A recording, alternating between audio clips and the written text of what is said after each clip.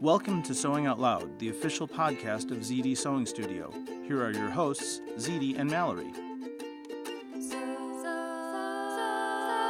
Sewing Out Loud. And we're starting. Okay. Hello and welcome to the podcast. I'm Mallory Donahue. I'm Zede Donahue. And this episode is brought to you by all the fabulous cone denim that I ordered into the store. That I thought we had a new sponsor. I was getting all excited. I thought, I was like, what the hell's you're going on? springing it on me. We're rich. Nope. No, I paid for some stuff and now I'm trying to sell it. But it's really cool because I was having a lot of trouble finding this. And we now have a black, a dark navy kind of indigo jean color, and then also a natural indigo color of stretch denim. Perfect for making your own jeans. The natural indigo is dyed with indigo that is grown in Tennessee. Oh, great. Yeah. That is Did really, you know that's I don't cool. think you knew that's that. way cool. I didn't tell you so I'd get your genuine reaction. Oh, so, no, yeah. that was genuine. Almost like I thought we had hit the jackpot with a new sponsor. There you go. So anyway, I also thought we had to audition to make a podcast. We'll get to that in a second. So we've got these three colors. They're available online. They're available in store at Zede Sewing Studio. The online store is sewhere.com, SEWHERE.com, and click on shop, and you'll see a category fabric. You'll see cone denim or something like that, and you can order it by the yard and have a lot of fun making your own jeans. We've been doing that lately, so probably more info to come on that. And you can use denim for other things than jeans. I mean, there are many things. Yes. Maybe this is kind of a good place to start with our kind of broad topic for today about frustrated sewing or some. You doing that topic? I guess. I don't know. You mean so people are frustrated sewing, or people are told what's the right way to sew? I think a lot of those things. And so Mom and I have learned not to title episodes before recording them was one lesson that we learned. Why people get frustrated podcasting, because they titled their episode before they recorded it. We morph. That's right. Right. We have a metamorphosis during our podcast, and sometimes it's fantastic, and sometimes like, oh crap. Okay, yeah. Whoops. Screw that one up. I think people get frustrated with sewing because there are lots of reasons, but let's talk about one that I know that you're really passionate about, and bad information. Yeah. People can get frustrated because of bad information. Well, and equipment. Yep. And when I'm talking about equipment, I'm not out here saying you have to have the best sewing machine. Not the best. The most. Let's talk about the most expensive. Sure. You do not have to have the most expensive sewing machine in the world to be successful at sewing. You do have to know how to use your equipment, and there is some equipment that's terrible. There is. That's true. There's some equipment that that you shouldn't really waste your time or money on, and then there are tools and there are techniques. There's all these things, like in anything else, make you successful or not successful. And talent is something else. Talent's the interpretation of the skills you've learned. That's a good phrase. And I think that's a really great thing because talent is subjective. Yeah, well, that's true. I think sometimes people will maybe say, "Oh, I can't sew that. I don't have the talent." I tried to sew, and that sewing machine never would work. Blah blah blah. Well, it probably didn't work. Right. And I think that sometimes we get people who come in our store and they're like, "Well, I've got this, really old machine. It's not working, and da da da da." And I'll suggest, "Well, why don't you get it serviced and we can, teach you how to use it or something?" And they are like hot to trot to just buy a new one. And that's okay with that's me true too, as right. a machine dealer. I'm like, well, fine, we'll just get you a new one. And you know what they want? You know why they want to buy a new machine? They get classes. Right. They get instruction. They get support. They get the support. They get all that stuff. And I think that is a smart consumer. Now, we do offer support to, anyone. Non-new machines. Sure. But the ones we sell, we are obligated, to support those machines, as per our dealer contract, Right. And I guess in a sewing morality way, we are obligated to support people who want to sew. Right. But if somebody buys a machine from us, we need to make sure that they know how to use it. Right. Now, if somebody comes in with a sewing machine from a garage sale or somewhere else or something like that, we work out something with them. We tell them what class to go to. We have a class called Know Your Sewing Machine. Yeah, how to use your sewing or machine. how to use your sewing machine that says, why the tension disc are here and why you put the spool of thread here and why the thread's called the thread and not the string and why you use a certain kind of needle and all that. It might not be a good idea for our store because then people bring those machines in and I'm like, well, thread with your presser foot up, and then they're like, oh my god, and then they can sew whatever they want. But then it works. That's not always true. People are like, well, I want more stitches or I want to embroider or something like that. But something that the other thing for me uh-huh. in upgrading a sewing machine, or why I upgraded a sewing machine, was they sew faster. Mm-hmm. Okay, I mean, and actually at this point in time, you have governors on your sewing machine, so you can make it slower. you can make it where it slows slower, but it sews faster, and you're not just sitting there waiting for the straight seam to be done. You can rip through that mud. You may be as fast as you want. I also think that if we think of a sewing machine like an appliance, right, and which I think it's becoming more and more. I think people maybe got away from it back a little again? bit. Yeah, I think it's coming back that way again a little bit. Any electronic, anything that gets improved. Right. So if you just want to be able to sit down, use this thing, and go instead of being like, wait, there's a few extra steps here that I have to do to ensure that this machine's actually going to stitch properly for me. Some of the newer ones or the higher end ones, they have more fail safes. They really do. They kind of say stop. You're doing something wrong. There's a message on a screen that says, you can't do this in a sad face. It'll have a sad face. It'll be crying. It'll be like, no, put your foot down before you start sewing has its own emojis. That's right. I had a guy in that How to Use Your Sewing Machine class one time, and I put him on Baby Lock Rachel, which is kind of like, higher entry level, is what I would say about that machine. And so he was like, well, I'm actually probably going to end up sewing on something a lot older than this. And I was like, okay, well, you'll learn lots of things to apply to that, And he kept trying to sew with the presser foot up. He was just new. He was just new, and he'd press the power foot, and it'd go, dee-dee-dee-dee-dee, and he'd be like, wait, what's going on? I say, oh, we got to put your presser foot down. And I thought, when you get on your older machine that doesn't have gonna that, sew and you don't have your presser foot down, it is gonna go, and you are gonna be so sad. That's right. I thought maybe it'd be worth the few $100s or something to get yourself one that beeps at you when the presser foot's up, because that's your time. He would have to clean up a mess. Right. He's gonna have to clean up his act too if he's gonna want to do it. Right. But you or me, you and I, if the apocalypse came and there was no electricity, we would know how to use that machine downstairs that we have with no power. We would know how to do that. We would know. We've got a treadle machine that sits in our great room. Those older machines are almost easier for a more experienced stitcher to use. Well, yeah, they are. Yeah. So when somebody, I think the right tool, the right support, that can really prevent a lot of frustration. Right. I guess the other thing, and I've always tried to encourage people to sew because I've enjoyed it. It's done things for me. And I think I really noticed it when you came along. You had watched me sew for all those years, sat on my lap when I sewed, things like that, sat on the floor, sewed by hand, whatever, sewed on beads that fell on the floor. Sewed my trash. Is this the point in the podcast where you tell everyone how I made your life so amazing? Oh, yeah. Okay. All right. This would be it. Okay. All right. Go ahead. So listen, Go everyone. ahead. Oh, my God. How do I follow that? Sorry. The way Mallory made my life so amazing. Okay. I used to, yeah. Well, actually, okay. So Mallory says, more interested. I want to make a crazy quilt. And she's like, I don't know, 8, 10. I mean, she can reach the pedal on the floor and up to the machine by now. So she's that old, however old that is.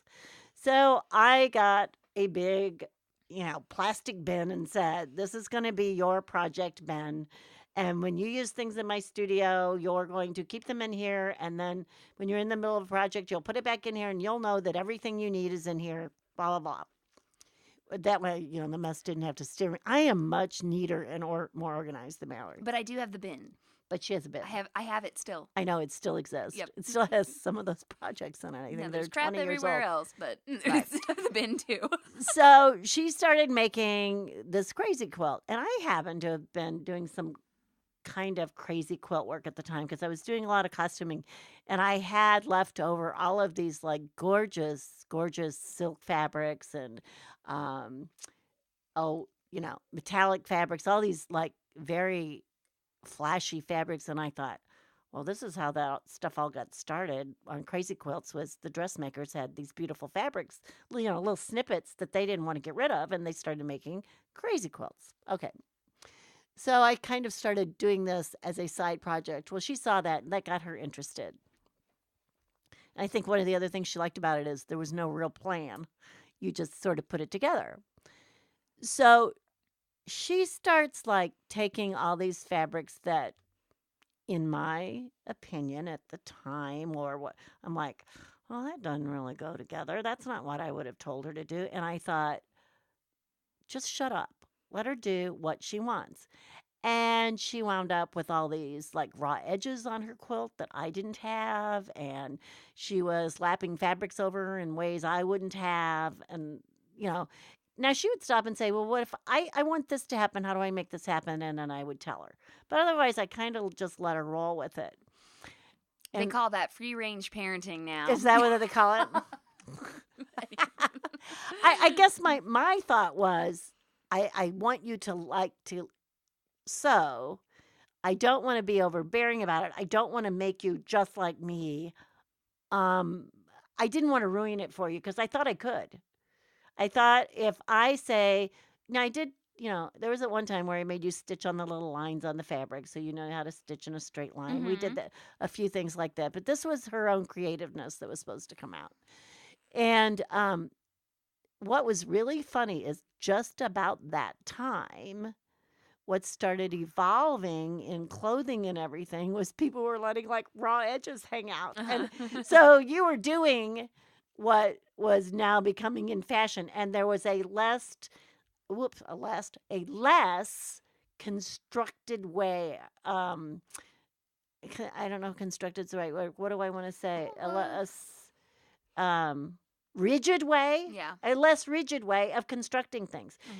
Seams were being left raw and maybe open to the outside or something like that. So I let you do that, and I think that it saved our sewing relationship. I didn't know it was in danger.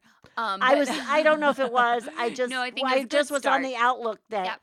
I didn't want it to be. I think it was a good start to the relationship and encouraging creativity. And I actually remember, you are talking about your experience as a parent, and then I remember going to my first Baby Lock Tech as a 15-year-old, and some of the presenters being like, hey, listen up, shop owners. These younger people might not hem their T-shirt. They Right. might make a thing that looks like this. Right. And you might think it's wrong, but hey, this could be your customer. Right. And at one Okay. point in time, Mallory was the youngest one to ever attend a Baby Lock Tech. I don't know if that's true anymore. Days but- gone by. yeah. I'm no longer the youngest person who even works the shop. Well, no, I mean like that even I Yeah. think there have been some Sure. young girls like 15 show up now or Right. whatever. Yeah. People Yeah. people will bring those employees. Most of the time they're family members. Right. But I think that's interesting, and I think that having a supportive environment is important, but also, getting a good teacher, and that teacher could be in your local sewing store, or it could be online. Right. And this is the thing about the internet nowadays. There are so many opportunities to connect with experts online. I guess what I'm saying though is if you're teaching a class and someone comes up and a seam is not, or something is not applied, or a seam is not like you would do it or whatever, don't crack them on the knuckles with your seam gauge. you might look at it and say, this is not what I had planned for the class, but look, I think it works. Mm-hmm. Or is this okay with you because it's not what I had planned, but I like it. So there's room now. Now, if you're taking a tailoring class and you want to learn exactly how to make, a constructed, tailored men's suit coat, they're going to have to rip out the seam and start over. Right. And there's a place. But that's not the only kind of sewing that's done anymore. Yeah, there's a place for that, though. And I think that we see students in class who are sometimes easily discouraged by mistakes. Right. And then also some people who are willing to either take them in stride or say, hey, I'm going to have to take this out. Okay. And then fix it. And I think that that's your big rule. And you mentioned this in the last podcast we recorded. I don't know if it's the last one that played because I don't know exactly when these are getting released. But our big rule for us is in class, we want our students to be successful. Right. Successful is a big word. But I think that sometimes successful is learning, So if somebody ends up making a mistake, having to rip something out, that's not always a bad thing. It's not always bad if they have to rip something out. Oh, but there is a correct way to ripping out a seam. That's very true. How would you learn that if you didn't have to take it out? And when I say correct, there are efficient and inefficient ways, I guess is what I really mean. Sure. So learning to rip out a seam is not a bad thing to learn to do. No, and I think that that's important. And I mean, I've had things happen before where, 3 out of 4 of the people did it all. And this fourth one's like, oh my God, I misheard that and I sewed it backwards. That's right. And it's going to happen to you. Sometimes I remember, and I kind of wish I would have saved this, but I remember one time when I was like 15, I had this jacket. It was this like faux fur lined jacket and I wanted to embroider on the back of it. And I just went for it and it got so screwed up. I don't even know how it got messed up, but like somehow the fabric came out of the hoop or I don't know what. And I'm like, that's gonna happen to people. Right. It's like reality. that. Yeah, something like that is going to happen. You will have not hooped correctly one time because you weren't, paying attention or you were tired or you didn't know how to hoop that thing. And that's gonna happen. And so I guess if you do get discouraged sewing, know that everyone who's out there wearing a successful garment or who's sewn that prize-winning quilt, they have made probably mistakes beyond your wildest dreams. I think another thing is it's not a race. Mm-hmm. And I see that when I teach class a lot, that there are people in there who are racing to get finished. And believe me, they don't always have the best product or the best learning experience. In fact, a lot of times they're walking out and they haven't learned anything because they haven't stopped to listen to what somebody said. Right. Another thing that will happen, I think, to us quite often is somebody brings in something they have done. Yeah. I can think of something real specific right now. This woman was married to a physician and he wanted scrub caps, caps to wear in the OR. And she took a scrub cap that was made, manufactured by someone and was trying to mimic it. And she did a very, very good job. Excellent, especially for her level of learning, where she was and learning how to sew. And she's like, but it isn't quite right. And I said, you didn't make it exactly like this, but it's really good. Right. And I said, if you wanted to do this, you would have only had to turn this and sew this first. You just sewed out of order. And she went, oh. So, I mean, she had done, honestly, a miraculous job to me. Right. And I think she did start sewing it the way I suggested later. But she was also successful in the way she had tried it. I think another reason I'm kind of switching like modes of discouragement here, if that's kind of where, we're coming from. I will have customers who make a garment and they will nitpick it to Apart. death. Mhm. And I know I'll say Dixie's name. I'll just say it. Dixie made this cardigan. She made this Diana cardigan from the Magic Pattern book, and we taught the class. And she did a cover stitch around the outside, and she made it out of this sweater knit that had wavy ribbon stripes. Uh-huh. And she said the most ridiculous thing. She goes, well, on my cover stitch here where I had to fold it back, the stripes don't match. And I said, Dixie. And I said, I'm just going to be real upfront with you here. And I went, like I would, You slapped her in the face.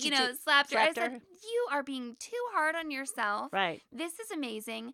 I said, there's no way you could have matched up these stripes because they are wavy. Right. And then you're totally over nitpicking it. And think about the things you buy in the store. They're not always perfect. And, sewing is not cutting out paper, and I don't mean they're making a book or something is Right. also a very precise, art and everything like that. But, making these soft things that go around bodies, not everything is going to look exactly perfect. And I don't think people have ever even seen a perfect garment.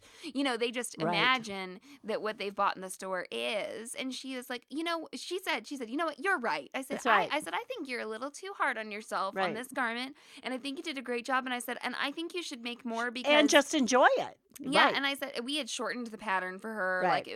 We shortened it for me too. And I said, I think you should make more like this for yourself because I think it is flattering, Right. And she was like, well, thank you, So what we're saying Yeah. is, right way to sew, wrong way to sew, whatever. Sewing to us, I'm speaking for Mallory too. I believe we know that sewing is a skill and a technology and a skill set, Mm-hmm. but we practice it like it is an art and an expression. And that's why you want to find someone if you're a hobbyist, which so many people are. That's why you want to find someone, and I don't mean to toot our own horns, but you want to find somebody like me, Mom, an expert, in your sewing store, or a proven expert online to guide your sewing journey. If you Right. really want to be successful, find some people to talk to, or something like that, so that you can get some of their experiences, learn from a few of their mistakes that they did. So maybe you don't have to make quite Well, that's all why, of them. and this is one of the things I will say Yeah. sometimes in class or something, and I'll say to somebody, especially when they're learning the machine or a technique, I will say, oh, don't do that. Or another one is, I will say, it's not going to be the machine, it's you. And the reason I can say that to you is I've been there. Yep. I've made the mistake for you. Yep. Don't think that the machine is wrong. You probably threaded it wrong. And I can say that because I have. Yeah. I've made all Yeah. those mistakes over and over and over again. Because one time the serger wasn't stitching right, and I was like, well, guess it was me, and I And rethreaded guess it, and who it was it fine. was? Right. So I know that maybe if your serger's not stitching right, It's probably that you. it might have been you. Yeah. Well, I think that maybe this was a little pep talk for, some people if they have ever felt like sewing wasn't for them just because they weren't successful on a first project or because things didn't work out. Get yourself some good equipment and some good guidance.